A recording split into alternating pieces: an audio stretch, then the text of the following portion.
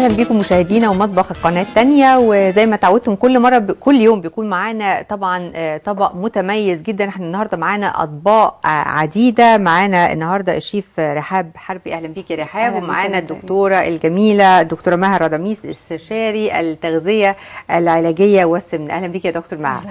الحقيقه عايزين نتكلم النهارده على طبعا الوجبات العديده. شايفه حاجات كتيره قوي النهارده اللي مقدماها لينا يا رحاب. النهارده ان شاء الله هنعمل ورك رومي مع رز بسمتي بالبسله والجزر والمكسرات. ينفع في عزايم رمضان، حلو قوي. اقول المقادير ولا نقول المقادير؟ تمام. هحط معايا زيت 3 معالق زيت، ومعايا ليمون ناشف، لورا، حبهان، قرفه عيدان، قرنفل، معايا بسله بالجزر كوبايه، وكوبايه رز بسمتي. ده الرز بتاعنا. حلو جدا. احنا بقى دكتوره مها يعني احنا معانا النهارده رومي حلو قوي. حلو جدا على فكره. فوائده بقى طبعا. اولا لحم الديك الرومي غني بالتريبتوفان اللي هو بيتحول في جسمنا لسيروتونين فبيحسن المود، الحاله المزاجيه. الحاله المزاجيه طبعا مهم جدا. البروتينات لان هي دي اللي بتبني العضله. فانا لما ادي لابني او بنتي بعد فتره الصيام دي قطعه بروتين، وخاصه لحم الديك الرومي لان هو بيبقى فايدته عاليه ومفيد جدا في تكوين كرات الدم الحمراء، فبتبقى مفيده جدا الوجبه. وانا سالتها ازاي عملته، فقالت ان هي كمان حطيته جوه الفرن. فدي ميزه لان ما زودتلوش بقى حاجات دهون كتيره تعلي السعرات وتسبب سمنه مفرطه. طيب بالنسبه بقى للالوان الكتيره اللي رحاب جايباها النهارده، ومعانا افوكادو، والافوكادو من الحاجات المفيده جدا والصحيه. انا عارفه ان هو مرتبط بالمفاصل يعني.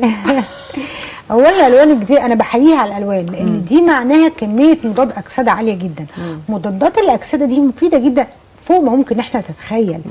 لان اللي بيحصل ان احنا مع تعرضنا للجو مع السموم اللي بناكلها كلها بيحصل عمليات اكسده، يعني بنفقد الكترون، فاحنا بنعوضه بمضادات الاكسده دي.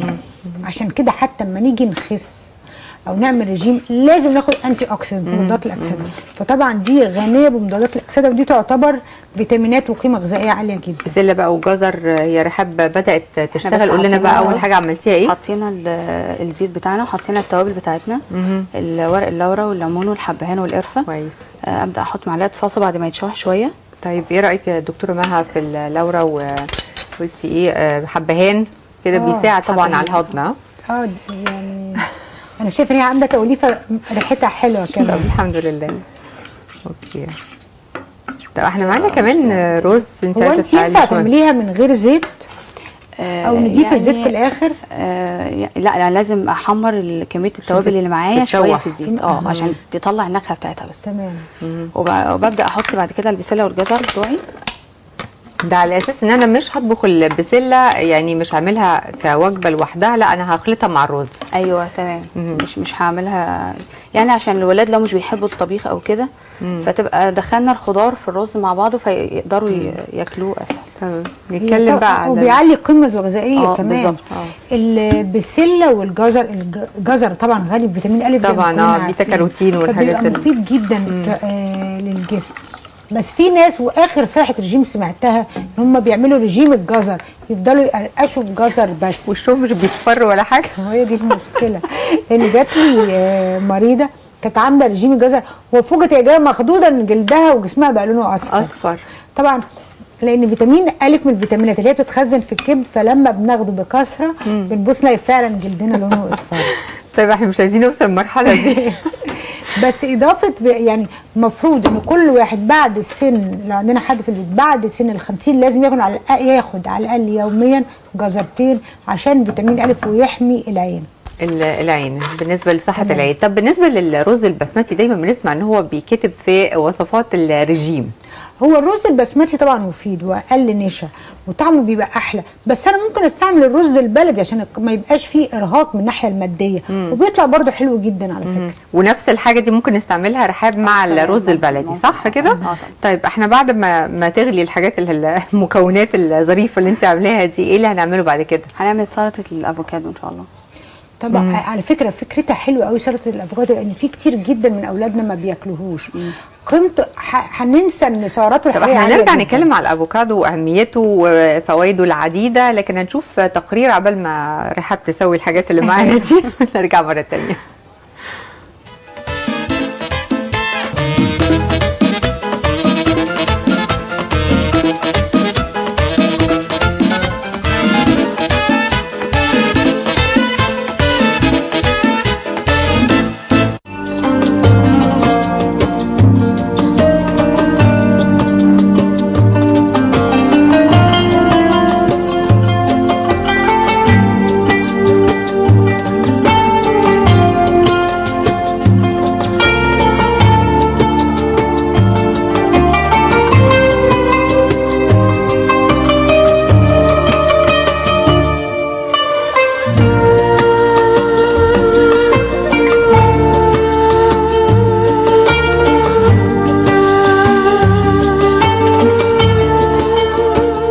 النهارده بنتكلم عن الكمون. الكمون يعتبر من تاني اكتر التوابل استخداما في الاطعمه وفي المطبخ بعد الفلفل الاسود، وهو من التوابل الهامه. بيستخدم في المطبخ، في اعداد الفطاير، في الاكل، في الطبخ. ومن ضمن مكونات الكاري الكمون من ضمن المكونات الاساسيه في الكاري. الكمون ايضا من ضمن الحاجات اللي هي بتفيد غير المطبخ لعسر الهضم، مضاد للاكسده، من الحاجات المهمه برضه مضاد للاكسده، للكوليسترول، والام الروماتيزم والمفاصل برضه من الحاجات المهمه الكمون فيها بيساعد. وخصوصا زيت الكمون لما بيتاخد منه نص معلقه وبتتشرب مفيد جدا للمفاصل والام الروماتيزم.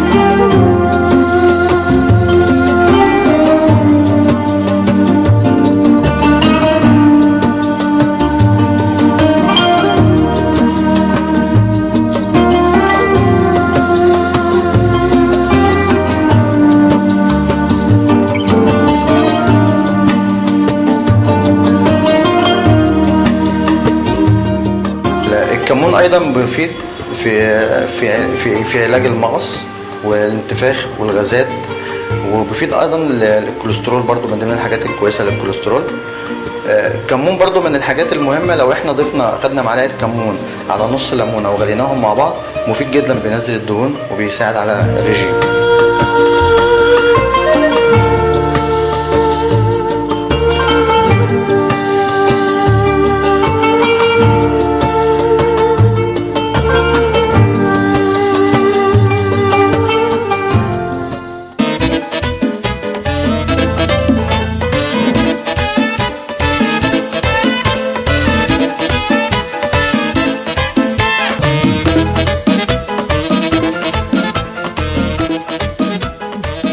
بنرجع مرة تانية مشاهدينا، شفنا التقرير وهنتكلم طبعا على أهمية الكمون. دكتورة مها. طبعا هو الكمون مفيد جدا لدرجة ان هم بيضيفوه على كل الوجبات، لان هو ملطف مهدئ، بيساعد في عملية الهضم، بيدي التيست طعم كمان حلو لك. مفيد في عملية الهضم وخاصة هضم البروتينات، لانه بيساعد البنكرياس على انه يفرز الانسولين اكتر. طبعا لما نضيفه على اي وجبة بيبقى حلو. رحاب، احنا ايه اخبار بس البوتاجاز ضعيف شويه، معلش. اوكي، يعني هنتصور ان هو بيغلي. اوكي. لما يغلي احط الرز بتاعي، اول ما يبدا يتشرب شويه ابدا اوطي عليه، فخلاص كده خلاص. لكن دكتوره مها، عايزين نتكلم على الناس اللي بتمنع خالص الدهون في وقت الرجيم، يعني بيتخلصوا خالص من الدهون. ايه رايك في الموضوع ده؟ طبعا الجسم محتاج لنسبه من الدهون، بس ايه نوع الدهون دي مهمه، نوعها وكميتها والطريقه. يعني اكيد ما هواش محتاج لدهون الآلية، لان لما بنغلي الزيت بيتغير مكوناته فبيبقى ضار للجسم، بياخد من الجسم مش بيديله. انما الدهون بتخش في تصنيع الهرمونز بتاعت الجسم، فلما انا امنع الدهون تماما، ودي بتجيلي كتير جدا في ناس بتبص تلاقي الشعر بيفقد اولا اللمعه بتاعته، الجلد بيفقد اللمعه والرونق والشده بتاعته، بيحصل لخبطه في الدوره عند البنات، بيحصل نقص في هرمونز كتيره جدا في الجسم، عشان حتى الحرق بيقل. يعني لو انا هقلل الدهون حرق الجسم كمان هيقل. طبعا يعني في دهون زي اللي هي الاسنشال فاتي اسيد، الدهون اللي الجسم ما بيصنعهاش اللي بناخدها في الاكل، زي مثلا اوميجا 3 اللي بنلاقيها في السمك، وبنلاقيها في الافوكادو. الدهون اللي في الافوكادو مفيده حقيقه، قيمته الغذائيه عاليه جدا، بس في فوائد. يعني الافوكادو لقوا ان هو بيحارب الشيخوخه، عشان كده بيعملوا منه ماسكات، ده على طول وبيخش في تصنيع الكريمات. بنعمل منه شوربه، وبيخش بطريقه معينه في الرجيمات عشان يدي احساس بالشبع.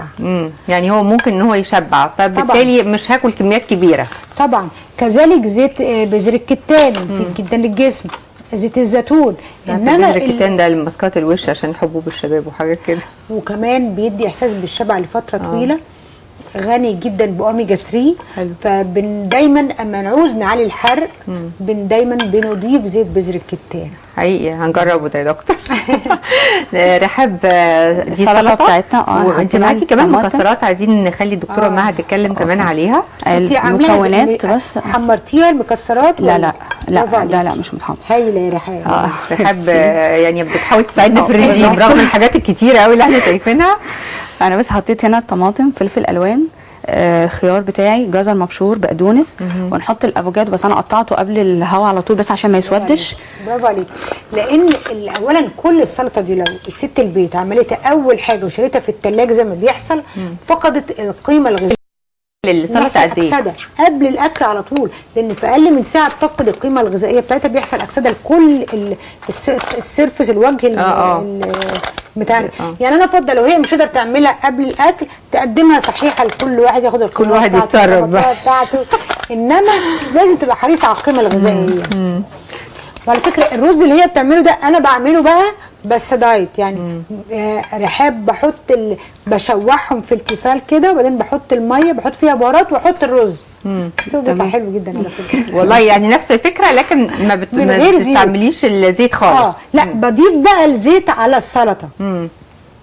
معلقه الزيت على السلطه اضافه، معلقه الخضار، معلقه زيت على الخضار اضافه، بحيث ان انا ابقى واخده بالي ان انا لما بوكل اولادي او انا باكل حاجه تفيدني، ما باكلش حاجه جاست يا دوبك تملى البطن كده بس. المره اللي فاتت حضرتك قلتي دكتوره مها على موضوع خل التفاح ان هو بيساعد على الحرق، جربته بس طعمه وحش قوي يا دكتور. لا ده طعمه حلو جدا. يمكن بحط بتقللي كميه السعرات وبيعلي الحرق وبيحافظ على الكوليسترول، بيقلل الكوليسترول بس قد ايه بقى؟ يمكن انا بحط معلقه كفايه دي. يعني المعلقه الواحده بتدي الغرض اللي احنا عايزينه. ممكن وبعدين بحط عليها زيت وبعد كده بضيفها معلقه زيت، معلقه واحده، معلقه زيت حار، زيت بذر الكتان. على فكره لو خدنا اي حاجه فيها احماض امينيه كبريتيه وعليها زيت بذر الكتان من الحاجات الاكلات اللي تحسن المود. فلو انا بالليل عايزه اتسحر خدت جبنه قريش عليها زيت بذر الكتان ومعاها ربع رغيف بلدي، لو خدت طبق فول وعليه معلقه بذر الكتان وربع رغيف بلدي، هحس ان انا مبسوط وانا باكل، وهيحسن المود وهيديني احساس بالشبع فتره طويله جدا اثناء فتره الصيام. جدا. يعني ده ممكن ان احنا نتسحر بيه حتى، يعني فكره السلطه بالافوكادو دي ممكن نستعملها ولا بتقيل في السحور جدا. يعني انا شايفه فيها بروتينات وشايفه فيها دهون وشايفه فيها مضادات للاكسده وفيتامينات. وعلى فكره الافوكادو كمان غني بالبوتاسيوم. فلو انا عندي في البيت مريض ضغط من احسن الحاجات اللي هتفيده للمريض الضغط. لو البوتاسيوم فيه عالي فممكن ياكله. البوتاسيوم فيه الصوديوم قليل، الافوكادو فيه عالي، غني كمان بفيتامين ا وفيتامين ج، فطبعا بتبقى وجبه مفيده جدا. طب بالنسبه بقى ان رحاب يعني حمصت العيش وكده، يعني ده مفيد في ايه؟ كل حاجه فيها ميه، يعني العيش حتى لما اقل دليل ان انت لو سبتي رغيف العيش في الهواء بتلاقيه كش ونشف لانه بيفقد الميه اللي فيه. فهي كل اللي عملته، في ناس متخيله ان هي لما تاكل العيش ناشف هتخس. لا بيكون اسهل في الهضم، انا بسمع كده معرفش الموضوع ده. لا انت فقدتي الميه اللي فيه. لما فقد الميه اللي فيه بس هو ده كل اللي حصل. فبالعكس انا افضل العيش يبقى طري، يبقى فيه الميه بتاعته احسن من ماخده ناشف. ثانيا كده التحميره اللي فيه لو في حته محروقه بتبقى مضره. لا لكن هو رحاب الحقيقه مش محمراه قوي، يعني هي بتحاول ان هي تكون يعني ايه بتمشي بطريقه صحيه معانا. طيب بالنسبه بقى للوجبه دي نفسها، يعني الرز مع المكسرات مع في بروتينات، في خضروات، في نشويات، وفي دهون، فكل الاحتياجات الجسم اللي احنا عايزينها. احنا ممكن بقى نحب يعني بما انك عامله حاجات جامده كده، فممكن يعني نعمل مساحه شويه ما بين الطبقين كل واحد لوحده. اللي حوالين العيش والسلطه ده ايه اللي مزينه بيه الطبق؟ هو ده خس. ده خس بس ده لونه شويه غامق. هو ده خس مستورد بس شويه، مش مصري. مش مصري. كل ما غمق اللون كل ما مضادات الاكسده اللي فيه زادت، فبيبقى اكثر فايده. يعني دلوقتي لو انا عندي حد في البيت عامل ريجيم هيبتدي ياكل طبق السلطه ده بس كفيل نديله كل اللي هو عاوزه ويديله احساس بالشبع جامد، وياخد جنبيه حته من الديك الرومي. لو انا عندي حد بيثبت وزنه هياخد من كل ده بس كميات قليله. لو انا عندي حد عنده نحافه هيبتدي باكل الرز. يعني بديله الحاجات النشويه اللي هي بتعلي السكر في الدم بسرعه فيجوع. لا يا دكتوره الاكل دي اللي نتكلم بقى على الموضوع يبدا بايه، يعني اللي عايز يتخن يبدا بالرز، اللي عايز يخس ما يبداش بالرز. اللي عاوز يخس يا اما هيبدا بالخضار، بالسلطه، بطبق السلطه ده اللي هو قيمته غذائيه عاليه جدا، برافو عليكي، هياخد منه وبعد كده يتنقل ياخد حته البروتين، حته الديك الرومي، وبعدين ياخد حبه رز. بهذا الترتيب، فهيلاقي نفسه عقبال ما يوصل للرز يكون بقى ياخد كميه قليله. تمام. ودي مهمه جدا، لان في ناس تبقى عايزه تخزن، فتبتدي باللي هي بتحبه.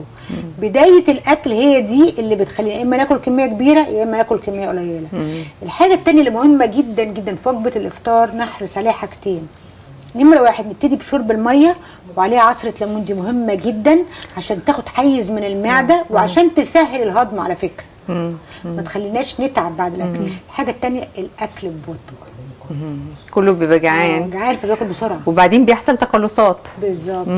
كمان لما بناكل بسرعه بناكل لغايه ما بطننا تتملي، فتكون النتيجه كمان ان احنا نجوع بعد ساعتين. انما لما بناكل ببطء بتطلع اشاره من المعده للمخ تقول له ان هي اتملت، فناكل ونشبع ونخس. كويس جدا. ده ايه معاكي؟ الجلاش بقى ده الحلو. الجلاش ده الحلو، بس مش هعمله بسمنه، هو المفروض يتعمل بسمنه بس انا بحب اعمله بزيت عشان يبقى اخف شويه، فبرش بس شويه صغيرين. عارفه ايه الفرق بين السمنه والزيت؟ هما الاثنين بيتخنوا، ده اللي في ناس كتير جدا بتتلخبط في الحته دي. السمنه البونز بتاعتها اللي هو عشان تكسرها الجسم صعبه جدا، فبتاخد من الجسم طاقه عشان تكسرها، ما بتديناش، فتكون نتيجه ان انا بعد ما اكل حاجه بالسمنه البلدي انام، وممكن انام وانا قاعده. وده اللي بيحصل في الاغلب، دي الحقيقه، بيبقى اقل، فلما بناكله ما بياخدش من الجسم طاقه. بلفها بس على العصايه كده. دي فكره حلوه قوي دي على فكره. ده اسمه جلاش عيش الغراب، هي طريقته كده. اوكي. انا بس بحط شويه زيت صغيرين وبمسح بالفرشه بتاعتي وبلفه، وبعدين بوقف العصايه بتاعتي كده وابدا اضغط الجلاش لتحت لغايه ما يبقى بس ايه. انا ما بنعملش في الفيلم بقى وكل واحده فيها بس هو عشان نشف معايا من التكييف المفروض ان هو يتلف يبقى دايره كده، يبقى هو ده شكله. والله فكرتها حلوه جدا. بس فكرتها ظريفه يعني. نعمل واحده ثانيه. برضه رحاب انت بتعملي طبعا لازم ناخد بالنا ان الدقيق الابيض اللي هو معمول منه الجلاش ده يختلف عن الدقيق الاسمر. لان الدقيق الابيض ده من السموم البيضاء اللي هي بناكله ونجوع. فما حدش يقول لي مثلا انا خدت واحده، دي واحده مش فارقه، لا هي بناكلها ونجوع، لانه طبعا كل اللون الابيض حصل له عمليه تكرير، يعني فقد الالياف، فقد جزء كبير جدا دي من القيمه الغذائيه بتاعته، فعشان كده بيعلي السكر في الدم بسرعه. رحاب ايه رايك ان احنا نتاخر الطبق ده شويه عشان نجيبه على جنب شويه عشان نعرف نشوف الجلاش ابو عصايه ده، نشوف ايه اخرتها معاه هيطلع عامل ازاي.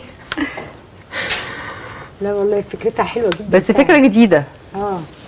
هو خفيف قوي، لان كمان لما بيطلع بس ايه الشربات بتاعه، كوبايه ونص سكر زيهم ميه وعليها عصير نص ليمونه وشويه فانيليا، وعلى النار ما يتقلش وما يبقاش خفيف، يبقى وسط. الجلاش بارد والعصير سخن، العكس العكس، يعني اللي هو الجلاش سخن اول ما بيطلع بحط عليه الشربات على طول بارد. لازم يبقى هو بارد. دي شكلها بشكلها ظريف قوي، بس لما باجي احطها في الصينيه بقى مفيش حشو بقى ولا حاجه، هو بس لا انا بحط لها فوق بقى اي مكسرات احنا نحبها. يعني انت قبل ما تدخل الفرن، لا بعد ما بتطلع من الفرن واسقيها شربات بزوقها. تمام. هي بس وانا بحطها في الصينيه، بس لما برصهم جنب بعض لازم اخلي الحته المفتوحه دي هي اللي في جنب الصينيه كده عشان ما تفتحش، عشان ما تفكش. يعني واحطهم جنب بعض بنفس الشكل لغايه ما تاخد الصينيه كلها. ده شكله طب والله شكله حلو قوي، شكله حلو جدا جدا. يعني انت بتوفري الحاجه الحلوه اللي اولادنا بيشوفوها بره في البيت بارخص الاسعار، وشكلها مهمه معاها. شكلها لطيف، كله من العصايه. لا ما تاخدش من العصايه بتاعتك.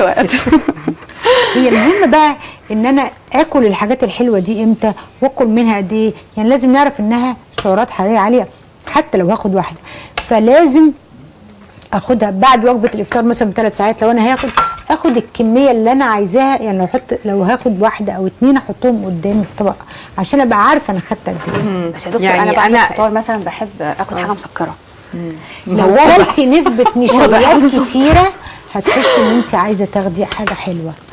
فمهم جدا كمان للناس اللي بتحس انها عايز تاخد حاجات حلوه دي لازم تكشف ان في بعض الاحيان لو انا عندي في البيت كان الاب او الام عندهم سكر بتبقى في انذار، وورنينج ساين، علامه انذار. لو انا عندي خلل في كميه الانسولين اللي الجسم بيفرزها هحس اكتر، لان لو انا باكل نشويات كتيره هحس ان انا عايزه اخد حاجات حلوه. فمش مفروض او مش الطبيعي ان انا استجيب ان انا عايزه اكل حاجه حلوه اكل اكتر، لاني هلاقي نفسي بعوز اكتر، وده اللي بيدخلنا في مقاومه انسولين وفي بعض الاحيان لمرض السكر. طيب احنا اتكلمنا على الحلو، لكن عايزين نتكلم على التتبيله بتاعه الرومي. يعني تتبيله الرومي احنا قدمناها كده بس تتبيله مهمه جدا. انا بس بتبله قبلها بيوم بالليل، يعني بيقعد 4 أو 12 ساعه في الثلاجه. بجيب بصل ابشره وجزر وطماطم واحط ورق اللورا والحبهان والقرنفل معايا، وملح وفلفل وجوز الطيب وشويه بهارات معايا. وفي بقى في الصينيه بتاعتي تحت بقطع ترانشات بصل وترانشات طماطم غير اللي مبشورين واحطهم تحت، وابدا الرومي. بس انا عايزه بس، هو في حاجه هنا تحت، هو متقطع، هو يعني هو مش متقطع، هو متشرح بس يعني ممسوك لغايه قبل الاخر بشويه، عشان التتبيله تدخل فيه بالظبط، عشان التتبيله تدخل فيه من جوه. وببدا وهو في الفرن، يعني انا بغطيه فويل شويه عشان ممكن يتحمر بسرعه قبل ما يستوي. هو في التلاجة لازم يتغطى فويل عشان الريحه ما تاثرش على بقيه الحاجات اللي في التلاجة. فلما بيطلع بغليه بس على النار فوق، بزوده كوبايه ميه.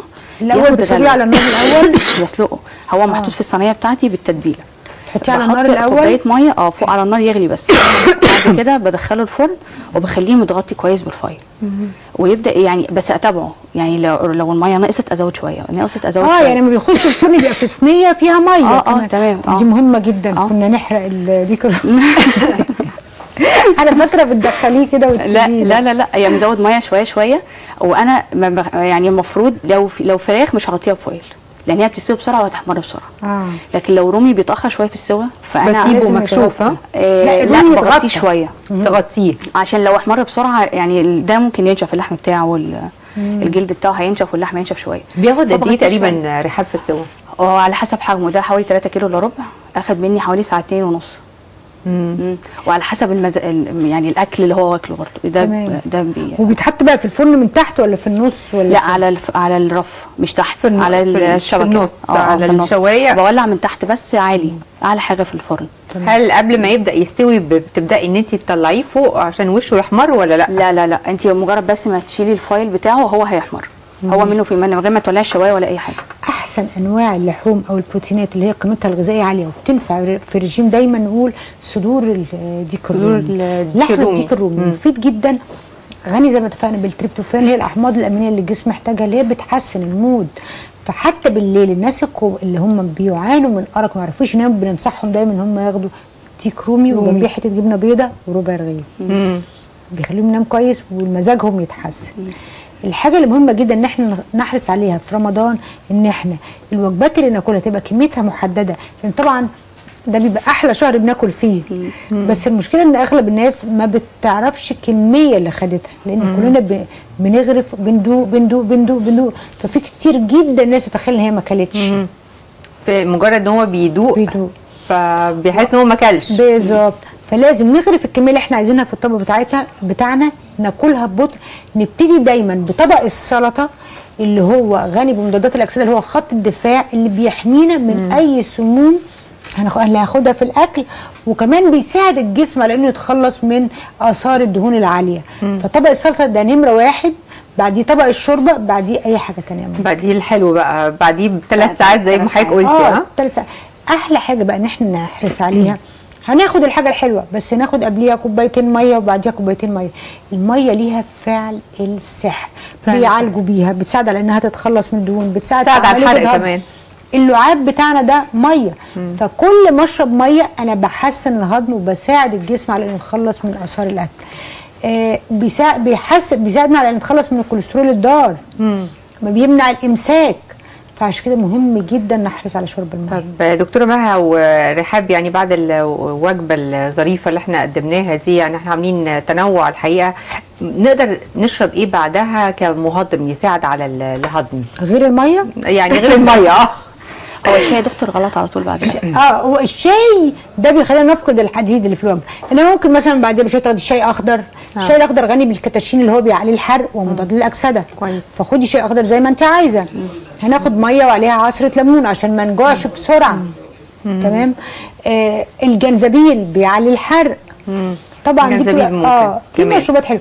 واخد بالي ان انا لما هاخد حاجه حلوه يبقى مفيش داعي بقى ان انا اخد خشاف واخد قمر الدين. هي حاجه واحده. هي حاجه واحده. هي حاجه واحده. وبعدين احنا عندنا 30 يوم، يوم ناخد الخشاف، يوم ناخد ده، يوم هيبقى ناخد في ده. تنوع. هنبقى دونا كل حاجه من غير ما ندرك الجهاز الهضمي بعد ما كان قاعد الفتره دي كلها صايم ومريح وبيغسل السموم.